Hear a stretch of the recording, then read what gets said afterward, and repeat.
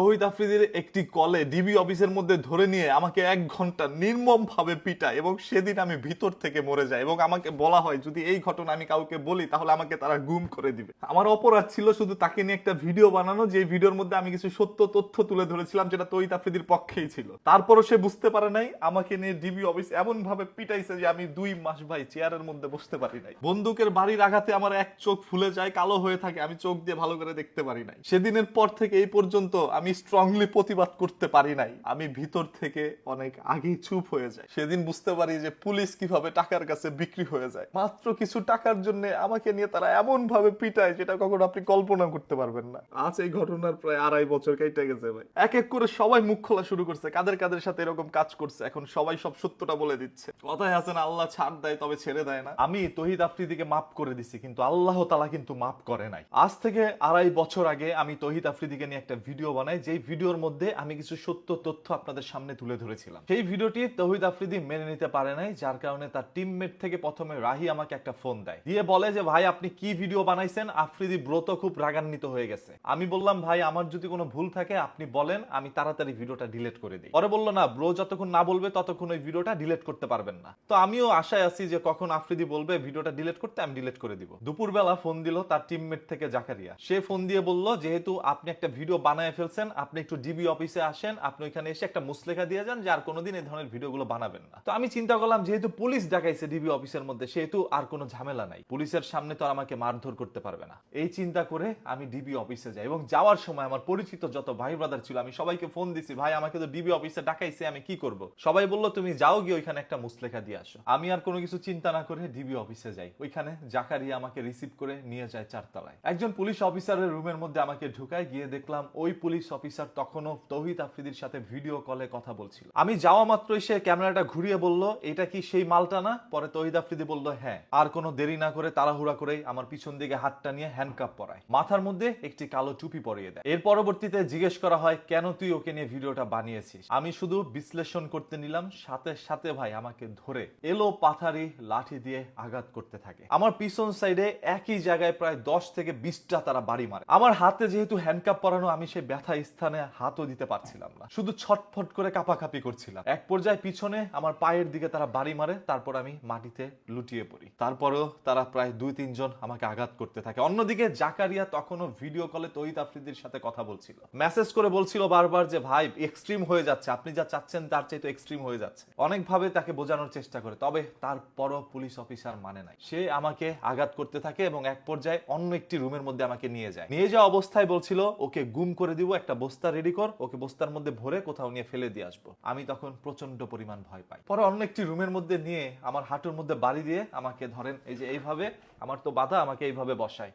তো এইভাবে বসে বলতেছে সরি বল, সরি বল, তৌহিদ আফ্রিদিকে সরি বল। তখন আমি ভিডিও কলের মধ্যে তৌহিদ আফ্রিদিকে সরি বলা শুরু করলাম, আমি মাপ চাওয়া শুরু করলাম। যেহেতু আমার চোখ বাঁধা, আমি কিছু দেখতেছিলাম না যে কোথায় আমাকে নিয়ে যাওয়া হচ্ছে, আমি কোথায় বসে কি বলছি আমি কিচ্ছু জানি না। শুধু আমি এইভাবে বসেছিলাম মাটির মধ্যে, বসে বসে বলতেছি ভাই আমাকে মাফ করে দেন, ভাই যা করছি জীবনে অনেক বড় ভুল করছি, আর কোনোদিন আমি ভিডিও বানাবো না। এবং আমাকে একরকম বলা হয় যে আর কোনোদিন আমি যেন কোনো ভিডিও টিডিও না বানাই। তো যে পুলিশ আমার শরীরের মধ্যে আঘাত করছিল উনার নামও ছিল সায়েম। উনি আমাকে বলতেছে যে 10-20 হাজার টাকা দে, তাহলে তোর মাইটটা একটু কম হবে। তো আমি তখন বললাম যে ভাই আমার কাছে তো টাকা পয়সা নাই, আমি কিভাবে টাকা পয়সা দিব? আমি কিছু পরিমাণ টাকা অনলাইন থেকে ইনকাম করি, সেটা দিয়ে কোনোভাবে চলি। তখন বললো যে ফকিন্নির বাচ্চা, এটা বলে আমার মানে পিস্তল দিয়ে মারছে না কি দিয়ে মারছে আমি জানি না, তো আমার চোখের এখানে মারে এবং চোখটা কিছুদিন এরকম কালো হয়ে এরকম বন্ধ হয়ে থাকে। মানে ওই অনুভূতি আমার সাথে যেটা ঘটছে, প্রায় 1 ঘন্টা আমার উপর এরকম নির্মমতা চালানো হয়। এবং এসে আমি যখন কান্না করছিলাম, যে হাতে পায়ে আমার পুরো শরীরের মধ্যে ব্যথা, আমি কান্না করছি, তখন এসে আমাকে মুসলেখা দেওয়াচ্ছে। মানে আমার চোখ থেকে পানি ঝরছে আর আমাকে দিয়ে লিখাচ্ছে, উনারা বলে দিচ্ছে আমি সেটা লিখছি, লিখে তাদের কাছে মুসলেখা দিয়ে আসি। এবং আসার সময় তারা আমাকে দিয়ে একটা ভিডিও ধারণ করে, 4-5 বার শুট নিছে। সেই ভিডিওর মধ্যে বলাইছে যে তৌহিদ আফ্রিদিকে নিয়ে যে ভিডিও বানাইছে এটা ভুল হয়েছে, আর জীবনে এরকম কিছু করবো না। ওই ভিডিওটা হয়তো বা আফ্রিদির কাছে তারা দিচ্ছে। এবং আমাকে যে পিটাইছে সেই ভিডিওটাও কিন্তু তৌহিদ আফ্রিদির কাছে থাকার সম্ভাবনা আছে। তো শুধু আমি এটা বলবো, আমি একটা গরিব পরিবার থেকে উঠে আসছি ভাই। আমি তখন সত্য কথা বলতাম, যে অন্যায় যেখানেই হচ্ছে সেখানে গিয়ে আমি প্রতিবাদ করতাম। তো আমি চিন্তা করি নাই কোনোদিন যে এই প্রতিবাদ করতে গেলে এই সামান্য একটা ভিডিওর জন্য নিয়ে আমাকে ডিবি অফিসের মধ্যে অন্যায়ভাবে আমাকে এইভাবে পিটাবে। ভাই আপনি একবার জাস্ট এইটা চিন্তা করেন, আমার নামে কোনো অভিযোগ নাই, আমার নামে কোনো মামলা নাই। অনলাইনে অসংখ্য কন্টেন্ট ক্রিয়েটর আছে, তাদের ব্যাড সাইডও আছে। তো আমাকে নিয়ে দেখেন তো কোনোদিন কোনো ব্যাড সাইড আপনারা পাইছেন কিনা, আমার কোনো লিঙ্ক ভাইরাল হয়েছে কিনা আজ পর্যন্ত। আমি সবসময় চিন্তা করছি যে আমার ক্যারিয়ার সবসময় ভালো রাখতে হবে, ভালো কাজ করতে হবে, যাতে করে জনগণ আমাকে ভালো বলে। বাংলাদেশে অনেক কন্টেন্ট ক্রিয়েটর আছে ভাই, সত্য কথা কয়জনকে বলতে দেখছেন? কারণ সত্য কথা তারা বলতে পারে না, বললেই তাদের অবস্থা এরকম ভয়াবহ হয়। আমাকে ডিবি অফিসের মধ্যে যখন নেওয়া হয়েছে, আমি যখন হ্যান্ডকাপটা পিছনে আমার বাধা হয়েছে ডিবি অফিসের, তখন আমি জাস্ট চিন্তা করতেছি যে আমি কি বড় অন্যায় করছি, আমি অনেক বড় ক্রিমিনাল। আমার নামে কোনো জিডি নাই, আমার নামে কোনো মামলা নাই, কোনো অভিযোগ নাই, কে ডাকাইলো, কি কারণে করলো, আর একজন পুলিশ অফিসার সে কিভাবে আমার গায়ের মধ্যে হাত তুলে কোনো অভিযোগ ছাড়া। এবং আমার সামনে একটা খাতা নিয়ে লিখতেছে, মানে 7টা 8টা মামলা লিখে ফেলছে। আমি জামাত শিবির করি, আমি হুজুরদের পক্ষে কথা বলি, আমি এইটা ওইটা জঙ্গি, কত কিছু বলছে তারা।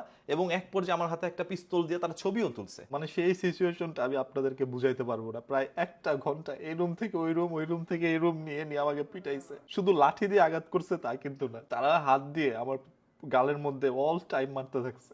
কে মারছে, কি করছে আমি জানি না ভাই। আমার সাথে কি ঘটছে আমি আজ অব্দি কাউকে এই বিষয়টা বুঝাইতে পারি নাই। আমি কখনো আমার অনুভূতি আমি শেয়ার করতে পারি নাই। খালি বলছি যে আল্লাহ একদিন তুমি এটার বিচার করবা। আমি সত্য কথা বলছি, এই জন্য আমার উপর আঘাত করা হয়েছে, এটার বিচার একদিন তুমি করবা। কেন আমি চাই না আজকে তহিদ আফ্রিদির ক্ষতি হোক? কারণ আমি গরিব মানুষ ভাই, আমার শরীরে যদি আপনারা পিটান, আমি ওই ব্যথাটা মোটামুটি সহ্য করে নিতে পারবো। গরিবের তো অনেক আঘাতই সহ্য করতে হয়। তবে আফ্রিদি তো মানে স্বর্ণের চামচ মুখে দিয়ে বড় হয়েছে, বড় লোক মানুষ ভাই, ওর কথায় পুলিশ প্রশাসন সব উঠে বসে। যদি পুলিশ ওর কথায় না উঠতো, তাহলে সেদিন ডিবি অফিসে আমার নামে কোনো অভিযোগ না থাকা সত্ত্বেও আমাকে কিভাবে এনে ডিবি অফিসের মধ্যে অন্যায় এবং বেআইনি ভাবে আমার উপর আঘাত করতে পারে। এই মিন্টুর ডিবি অফিসের মধ্যে ভাই, আমার বাড়ি থেকে বেশি দূরে না, এইখানে নিয়ে একজন পুলিশ সদস্য, শুধু একজন নয়, এখানে 4-5 জন পুলিশ সদস্য ছিল, তারা নিয়ে আমার সাথে এই আচরণটা করছে ভাই। পুলিশের প্রতি যে আমার একটা সম্মান ভালোবাসার জায়গা, এইটা ওই দিন নষ্ট হয়ে যায় যেদিন আমি দেখলাম টাকার কাছে বাংলাদেশের পুলিশ বিক্রি হচ্ছে, এবং সেটা আমার চোখের সামনে। আমার নামে জিডি থাকতো, আমার নামে কোনো অভিযোগ থাকতো, আমাকে নিয়ে তারা যা খুশি করতো, এবং আদালত যদি রিমান্ড দিত তারপর আমাকে নিয়ে রিমান্ডের মধ্যে নিতে পারতো। তবে আমার তো আদালতেও নেওয়া হয় নাই, আমার নামে কোনো অভিযোগও নাই, আমাকে কেন রিমান্ডের মধ্যে দেওয়া হইলো?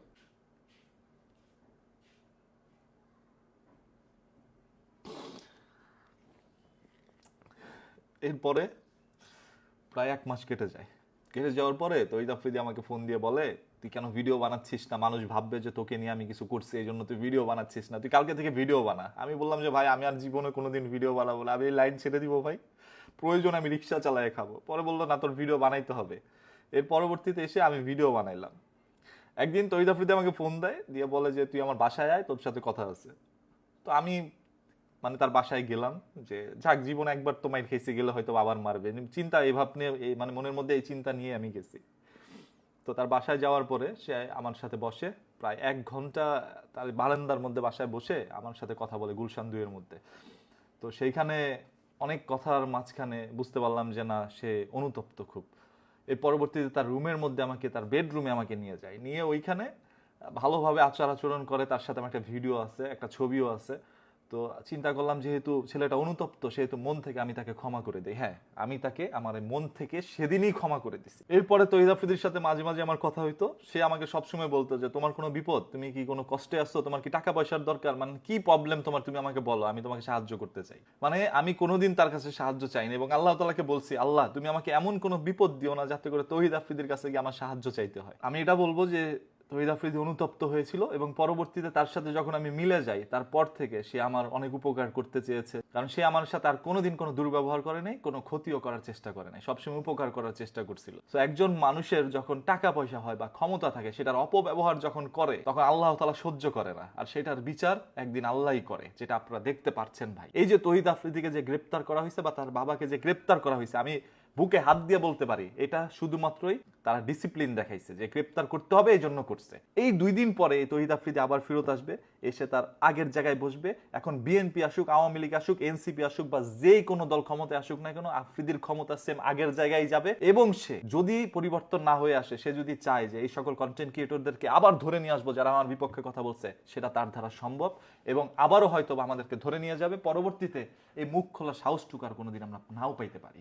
এটাই সত্য কথা ভাই।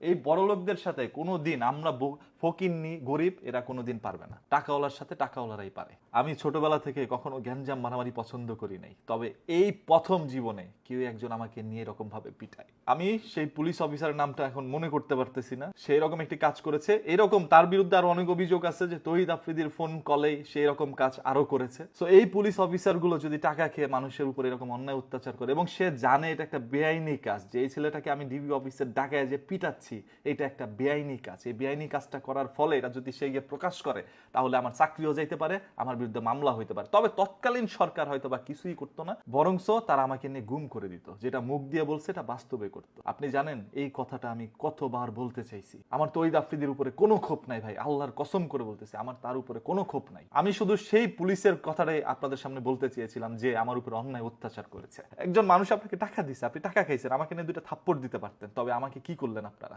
এক সময় বলে যে সে আমার পুরুষাঙ্গ কেটে দিবে যাতে করে আমি আর কোনোদিন আমার বউর সাথে সহবাসও করতে না পারি। এবং যে খারাপ গালিগুলো তারা দিছে, মানে একটা ভালো কথা তারা বলে নাই, শুধু গালির উপরে আমার রাখছে 1 ঘন্টা। এত মানে একজন পুলিশ কর্মকর্তা এত খারাপ গালি দিতে পারে, আপনারা সেটা কোনো ধারণা আপনাদের নাই। আমি কোনোদিন এই সকল কথাগুলো বলি নাই, কারণ আমাকে সবসময় আমার পরিবার মা বাবা চুপ করে রাখছে যে দেখ তোর কিছু হইলে আমরা তোকে বাঁচাই আনতে পারবো না, ওই সামর্থ্য আমাদের নাই। আমার মা বাবা সবসময় আমাকে নিয়ে ভয় পায়। এখন পর্যন্ত আমি যদি রাস্তার মধ্যে বেরোই তাহলে বারবার ফোন দেয় যে কি হয়েছে, এত রাত হইতাছে কেন, দেরি হইতাছে কেন, কারণ ভাবে আবার উনি ধরে নিয়ে গেছে ডিবি অফিসে আমাকে। আমি যেদিন বাসার মধ্যে আসি আমার এই চোখ বন্ধ, আমার 2 গাল লাল হয়ে আছে, হাতের আঙুলগুলো বসে আছে, এবং আমার যে পিছন সাইডে মানে কিভাবে বলবো আপনাদের, পুরো এই সাইড আমি চেয়ারও বসতে পারি নাই ভাই। আমি প্রায় 2টা মাস চেয়ারে বসতে পারি নাই। এখন অব্দি আমার নাক দিয়ে ব্লিডিং হয়। আপনারা জানেন কয়দিন পর পর আমি ভিডিও করে বলি যে ভাই আমার নাক দিয়ে রক্ত পড়ে। কই থেকে পড়ে? এইখানেই তো তারা মারছে ভাই। তৌহিদ আফ্রিদি পরবর্তীতে তার অনুতপ্ততা প্রকাশ করেছে এবং তিনি বলেছিল যে তার ভুল হয়েছে। সো আমি মন থেকে তাকে ক্ষমা করে দিই এবং তার সাথে আমার একটা ভালো আন্ডারস্ট্যান্ডিং হয়। পরবর্তীতে আমি তার ভালো কিছু কাজের দিকগুলো ভিডিওর মাধ্যমে প্রকাশ করি মানুষের সামনে। মন থেকেই করি যে ছেলেটাকে আমার ভালো লাগছে, সে অনুতপ্ত। একজন মানুষ ভুল করে যখন সে ভুল স্বীকার করে সেটা হচ্ছে বড় বিষয়। তো আজকে তার এই দুর্দিনে এসে আমি তাকে লাথি মারবো, মানে যে হাতি গর্ত পড়লে পিঁপড়াও এসে লাথি মারে, আমি ওরকম ছেলে না। আমি তার জন্য দোয়া করি মহান আল্লাহ তাআলা তাকে সুস্থ সবল ভাবে আগের জায়গায় ফিরে আসুক। তো আপনারা যদি আমার কাছ থেকে আরো কিছু জানতে চান ভাই, আর কিছু নেই, আমি সবকিছু একদম ক্লিয়ার করে দিছি। আমার সাথে যা ঘটছে আমি বলে দিছি, আর আমার কাছে গোপন কিছু নাই।